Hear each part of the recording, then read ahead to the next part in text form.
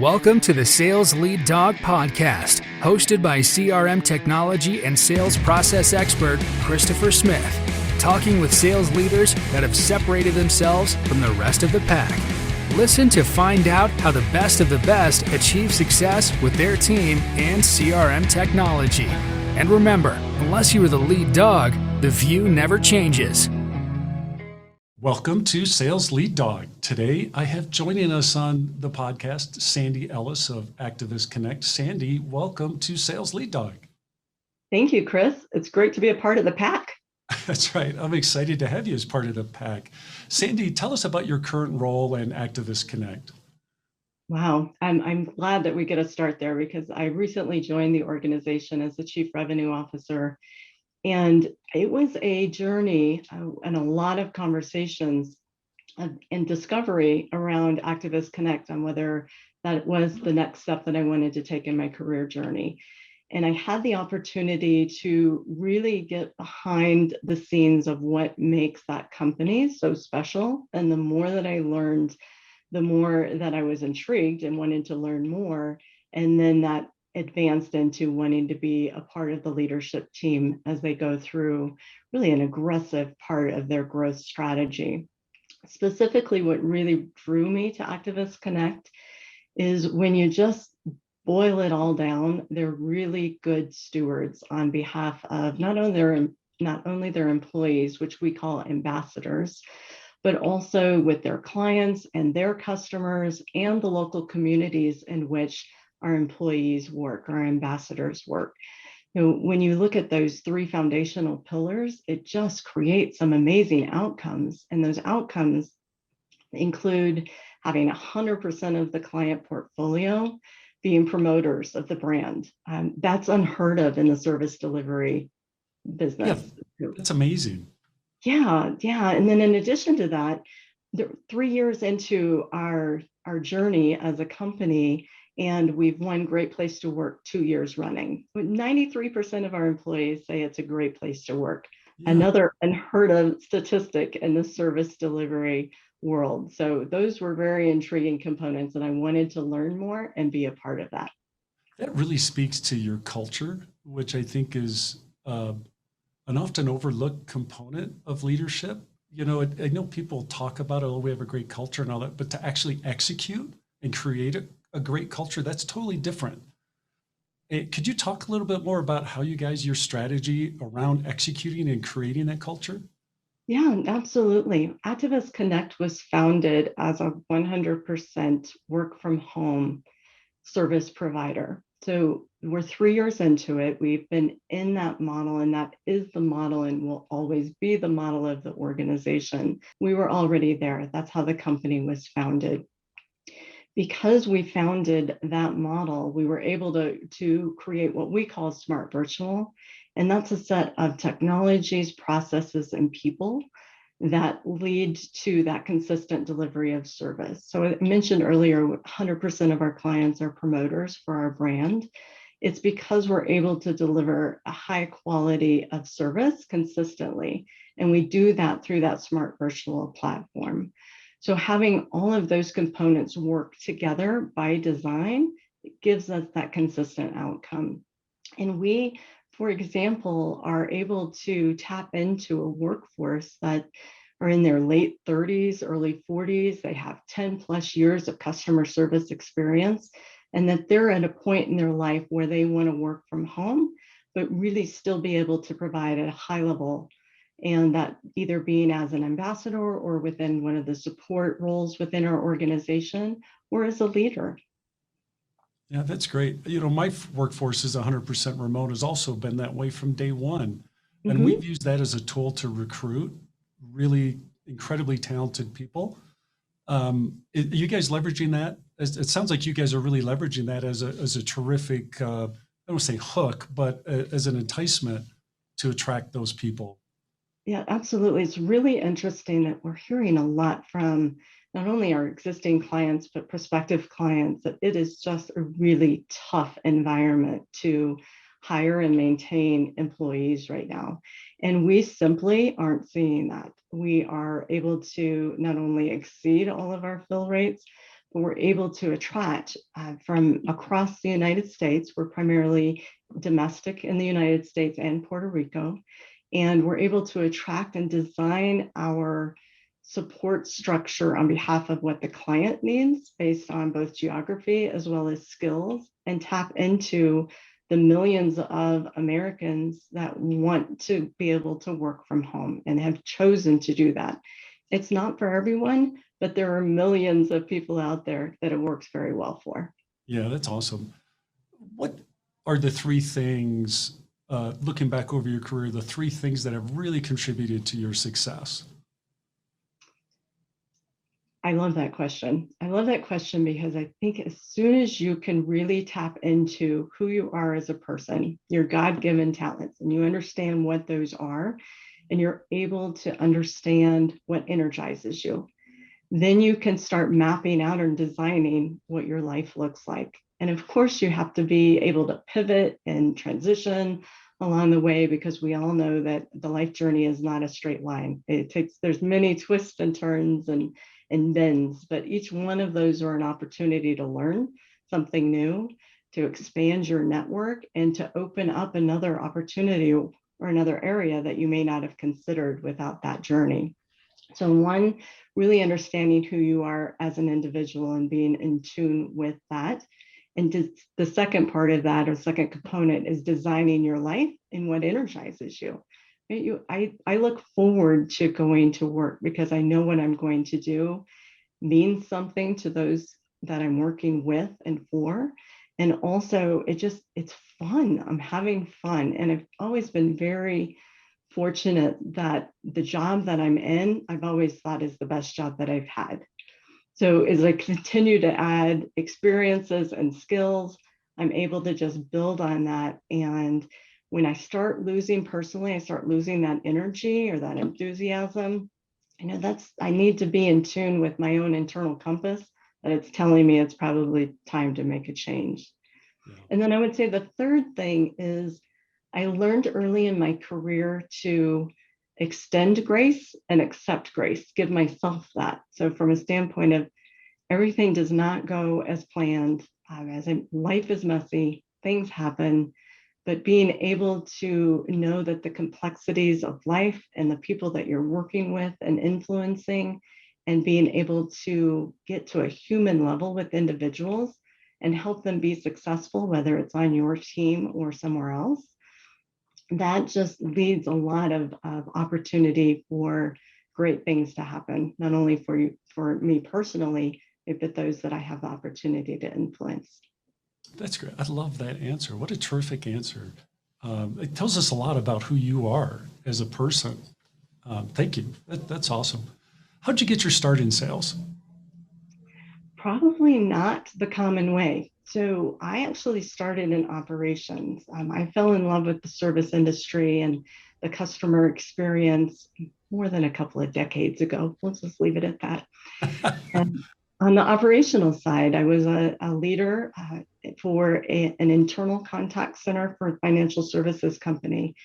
And I absolutely fell in love with working with a large amount of people that were all tied to delivering on a strategy of an organization. And that's where I learned where you can really ensure that individual professional goals are aligned with strategically what the business needs to accomplish, and being able to influence excellent customer experiences by being able to create a vision within your team and those that you influence, and then putting together actions, right, to be able to execute on that vision. So the operational execution component of it was key to really understanding that customer journey and the service operations that need to be created to deliver on an excellent customer journey that's going to develop brand champions. Then I was able to continue to add building blocks into my career, if you will.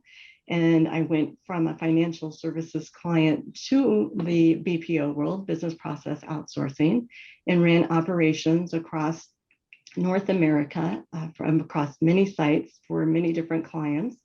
That gave me exposure to how different industries and different clients within those industries executed on behalf of their business strategy how BPOs played into that service delivery and how you can influence as a third party or third party partner, still delivering on excellent customer service and sometimes even beating what the organization can do internally because you're focused on service delivery alone. So being able to take that responsibility from a client and really ensure that you're delivering the experience that they expect was key in my overall learning and how to then transition into the sales world.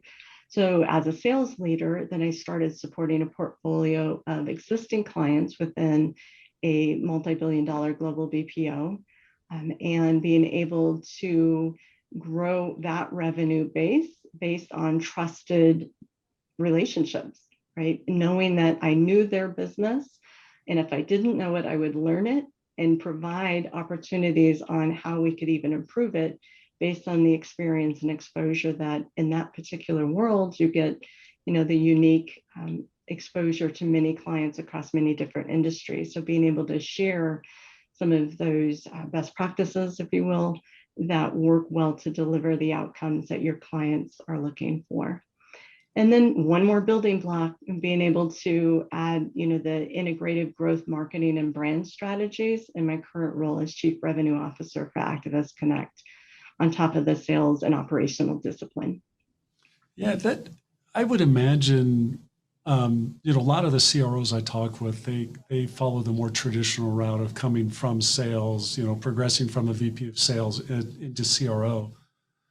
And they struggle a bit with now they have responsibility for strategy, for operations, or at least being able to interface with the operations team, as well as marketing. Was that a difficult transition for you to go from your operations background in sales into a CRO role, or was that an easier transition, do you think, for you? Yeah, I'm going to answer that slightly differently. I think it was a gift that I was able to transition into sales in that way. And the reason I say it was a gift, although it was very challenging at times, it was incredibly rewarding to be able to understand from a client to sales perspective what they needed to accomplish and why, the underlying needs, right? And that doesn't always come out in the sales process. So, but understanding and being responsible for delivering on top of being able to deliver operational execution, it provides you with that insight of what a client or a prospect really is asking for, even though that may not come out in the initial sales conversation or early in the sales process. But being able to very quickly be in tune with what they need to accomplish and why, and that can vary depending on the level within the organization that you're talking to, right? But everyone usually has a key component to the overall corporate strategy, right? They may have just different ideas on how to achieve that. And understanding that complexity and being able to really map out the product or service that's going to not only meet that need, but provide an opportunity for that person to be a champion internally and to be able to promote your company as a solution to not only what they're trying to solve for immediately, but some of the bigger strategic needs. Right. If I'm a sales leader and I'm looking to expand my team, why should I look at the operations team for potential resources? Yeah, well, they know the product or service inside and out, right? They also are the closest group to the voice of the customer. So they're hearing from the customer what is working well, what's not working well, opportunities for continuous improvement in either the product or service. So they're a wealth of knowledge, right? And being able to tap into that and then overlay that into meeting needs, current needs as well as future needs. It's just, I think, an untapped reservoir of talent within the operational world. And they're also usually generally relationship oriented. And to me, the sales is, I wish we could almost rename it to education, right? Because you're not selling, you're educating your target prospect or your existing client on why your product or service is irresistible to them and why they need it in order to be successful. And you have to be passionate about that, right? Either if you're not passionate about what you're selling, then you're not in the right place, right? Or it perhaps is not the right role for you because you really are educating why that individual or business needs your product or service. Yeah, and there's nothing like that experience you gain from filling those shoes and feeling the pain that they have felt and being able to share that with them during that, during the sales process, as you're saying. Right. Get And back. being passionate about it, right? They're going to Yeah, know whether you really believe in the product or service or you've just been to some fancy sales training and know how to talk, right? right. That's so old school. And it's just really, I think a benefit of what's happened in our world over the last 18 months is that everything is boiled down to human relationships. Right? And if you're able to connect in a really trusted, valued-based relationship, then you can decide very quickly whether your product or service is right for that individual or business.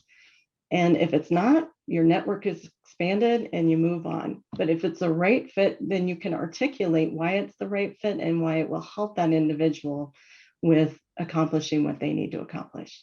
Yeah.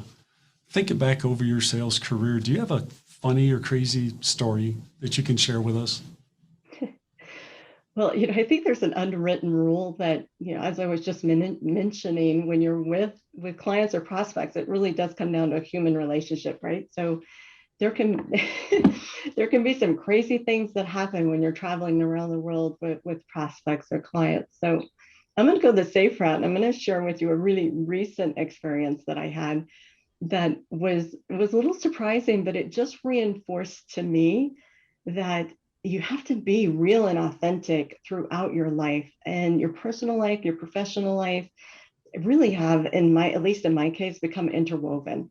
Right. So my story is that I had a hot prospect that I'm working right now that early morning FaceTime called me on my phone. And after I got over the shock, I did a quick mental check on, okay, dressed, my hair is brushed, and I'm pretty sure I don't have anything sticking out of my teeth before I answered the call.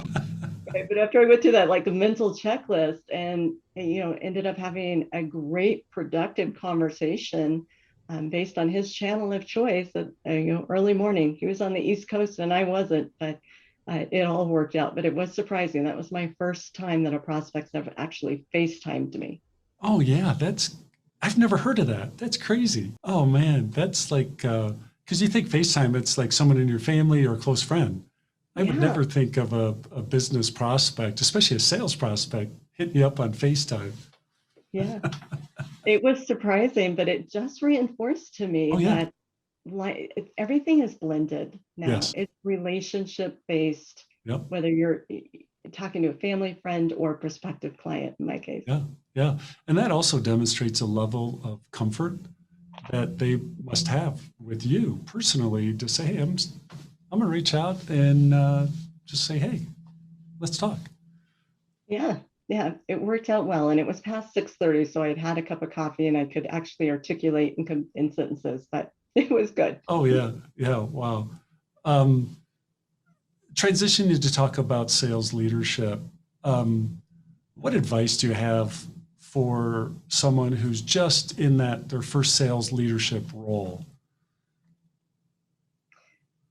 My advice is you to really expand your perspective on your role. If you have come from operations, a sales, a contributor position, a support role, but you're now in a sales leadership role, it's really expanding your perspective that now you have expanded roles and responsibilities on delivering on behalf of the strategy of your organization.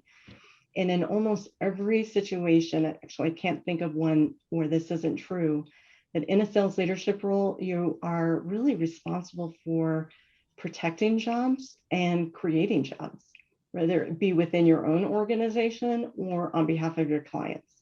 And that's a pretty hefty responsibility when you really think through that you're talking about people and family and their livelihoods.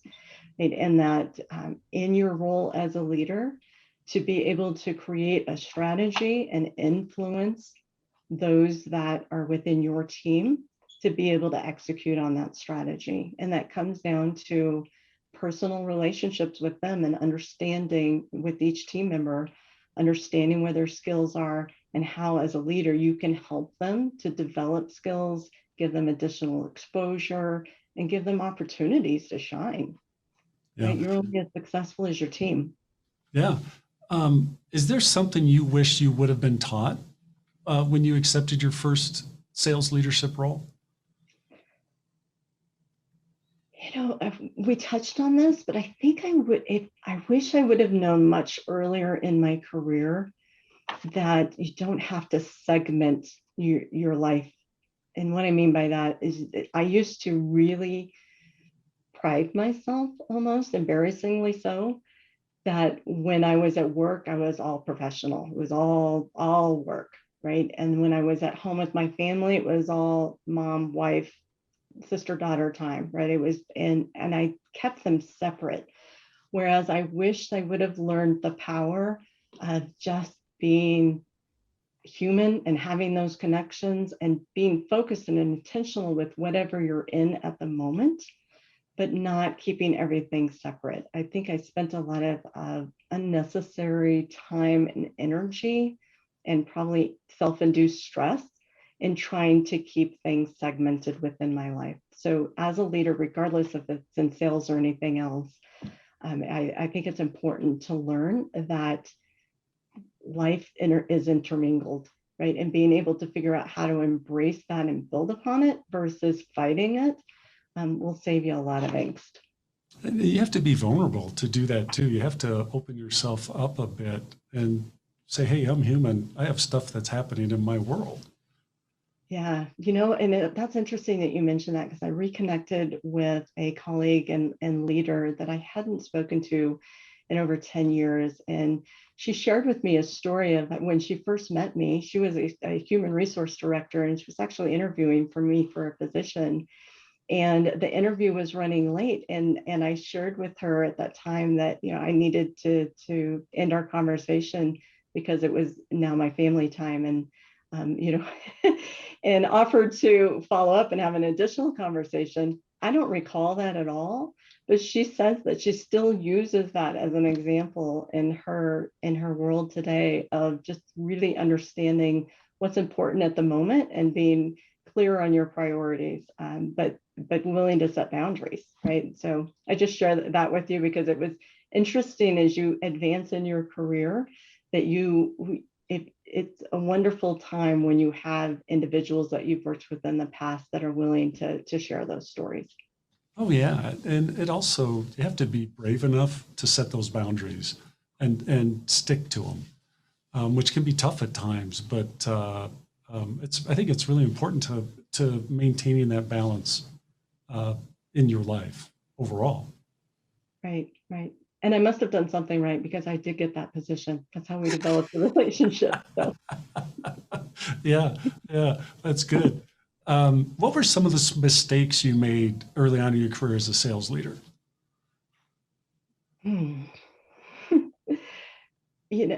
Mistakes or failures, whatever you want to call them, that's really where the learning is, right? If everything's going well, you're really probably not getting anywhere to the level of how you can contribute in a sales world. So I would, I have so many stories, Chris. Let me pick one from an example standpoint. So I had a wonderful leader that was very helpful in being able to demonstrate that you can do your best work, but what you're doing for me tomorrow is what really matters. So congratulations on being a top producer, but I'm really interested in where you're going to take that and how you're going to continue to contribute at a new and even deeper level going forward. From a sales perspective, I mean, you've heard the adage of you're only as good as your next best sell. And I think that's just true in life, of being curious and wanting to continuously improve yourself and those around you, right? But from a pure sales perspective of sometimes you get it, sometimes you don't. And when you don't get it, taking time and having the discipline to understand why you missed out on that opportunity or that award, and then holding yourselves to a higher standard, right?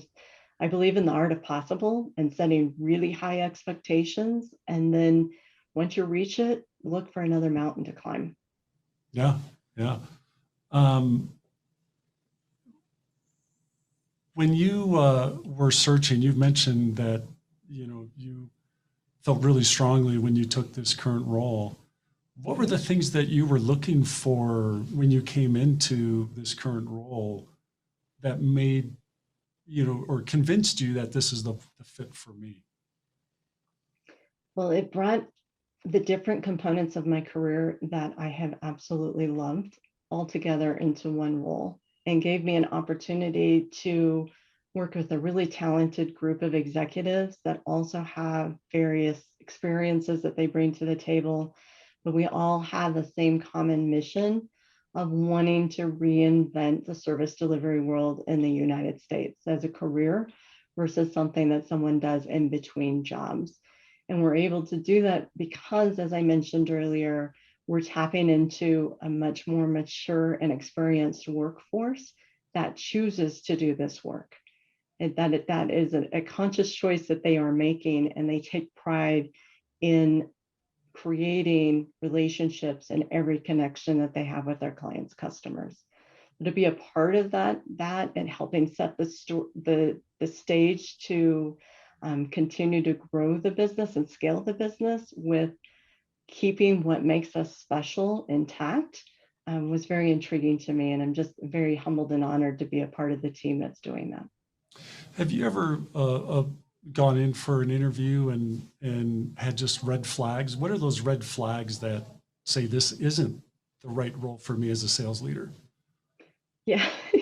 Yeah. Well, if you leave with a pit in your stomach, it's probably, you got to be in tune with yourself, right? I mean, it's not tapping into what excites you or energizes you, right? And I'll share with you that over the course of looking to what I wanted to do next, I had a couple of conversations where I left thinking I could do this role or this would be interesting, but it doesn't light me up, and it didn't feel as if that's what I was looking for, that was aligned with what I knew I could contribute to the marketplace. So it wasn't the right fit. And it wasn't that it was a bad opportunity or a bad customer or a client. It just wasn't the right one for me, and being able to tap into where I can make the biggest difference. What's your philosophy for building your team and selecting, who you're going to slot into various positions? So first and foremost, it's a relationship-based business, right? When you're in service, you need to be able to be authentically connecting with not only your existing client base, but with your prospective clients, with each other, from an employee perspective, and passionate about what you're doing is important, right? I think that a human nature is we're designed to do work that matters, right? And you really see that with some of the younger generation being very open and vocal regarding causes, right? And something that they believe in. And when someone is working in an environment where they are promoting to a cause that they believe in, then that's where the magic happens, right? They're energized, they love what they do, and they want to find new and inventive ways to be able to deliver on the expectations of the role. So, that's first and foremost is the ability to be authentic, open, and build relationships, as well as being able to be vulnerable, as you mentioned earlier, right? And want to learn, be eager to learn. Yeah, I think that's so important. That's actually one of our core values is learning. I'm just one of those big believers that we can't be stagnant. We always have to be looking for ways to keep getting stronger or having new challenges, new things we want to learn. I think there's just tremendous benefits to that. CRM, do you love it or do you hate it? Oh, CRM, it's, I think it's the evil necessity. And from a CRM perspective, from a business strategy, you have to be able to capture, analyze, track and report on data, right? But you're only as good as the data that's in your CRM system. So, there's a multifaceted way of looking at it. So if the company needs it, it's required to be able to meet and track and really exceed on your strategic goals. You need to be able to have something that your employees are incented and want to use, right? Whether that be frictionless or that they have the opportunity, that somehow there's something in it for them to actually utilize the tool as it's designed, right? And it's going to be designed based on the specifics of that particular company. But in order for them to put valuable information and share the voice of the prospect or the voice of the customer, which is really the data that every company is looking at being able to then, strategize with, it's got to be easy for them, right? And if otherwise you're going to get junk in there, and it's going to, if anything, be a distraction to being able to drive towards your strategy. So, if you look at if you're capturing the voice of your sales team, your customer, and your prospects, that's the first start of any good CRM tool. And then having the sales process built into that so that you can capture that data, analyze it, and report on it and make some decisions. But it's a necessary evil, right? You need that data to be able to make decisions on behalf of your organization. Do you guys, I imagine in your business, that handoff between the sales team and the operations team that now has to execute and deliver the service they were promised is critical in your process. How do you guys manage that in your CRM? Yeah, you lose credibility if you're not able to do that transition seamlessly, right? And I would say that it's more outside of the tool. It's more in the actual sales process itself, that those that are responsible for the execution of the operations, right, the operational execution, are part of the sales process as it gets closer to an award. So, there's always benefit to that. So your prospect or your new client is getting to know the leaders that will be responsible for executing on behalf of their business before you're actually awarded that business, right? And so there's that natural transition or handoff, if you will. But ultimately, as I mentioned, this is a relationship business, and that your prospects' needs are being met. Yeah. Do you guys capture or require the sales team to put in specific information or data points that will aid the operations team in that transition?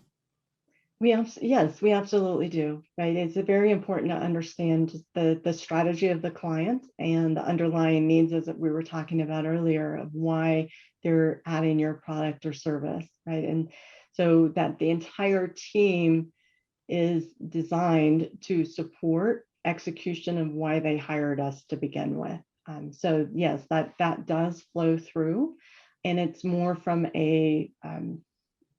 they're part of the early process, as I mentioned earlier.